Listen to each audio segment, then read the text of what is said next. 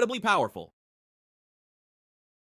Bake came to a sudden stop. He froze, his eyes widening in disbelief as he stared at something ahead of him. The rest of the team, not understanding what had caused him to stop, began to pile up behind him. Byung-yu was the first to notice Bake's trembling form, something he could scarcely believe. In the dim light of the cave, a shadow emerged, growing larger as it approached. A powerful roar shattered the tense silence, reverberating through the tunnels with a force that shook the very ground they stood on. The sound was unlike anything they had ever heard, a deep primal noise that carried with it a sense of immense power and fury. Bake, his voice barely above a whisper, could hardly believe what he was sensing. The power emanating from whatever was ahead was unlike anything they had faced before. It wasn't just another magic beast. This was something far more dangerous. The realization hit him like a blow. This single creature possessed a level of power that rivaled or even surpassed that of the queen they had just defeated. As Heian watched the magic beast ant enter the den, a sense of dread washed over her. She felt a sudden surge of energy that made her drop to her knees, instinctively covering her nose as if to block out the oppressive aura it emitted. The sound of its footsteps echoed through the cavern, each step sending shivers down the spines of the hunters. The atmosphere grew tense as the creature approached, its movements unnervingly silent. Dongwook knew they couldn't afford to waste any time, but as he debated their next move, an uneasy feeling gnawed at him. This wasn't just another magic beast. Something about it felt dangerously different. The creature moved with such speed that it was almost upon them before they realized it. It stood now in front of the dead queen, its attention solely focused on her lifeless form. Their hearts pounded in their chests and their breaths grew shallow. This was no ordinary enemy. A cold sweat broke out on Dongwook's forehead. The ant seemed to ignore the hunters entirely, instead raising its head and unleashing a blood-curdling roar that shook the very walls of the cave. The sheer force of the sound was enough to knock the cameraman off his feet, and one by one, the hunters collapsed to their knees, overwhelmed by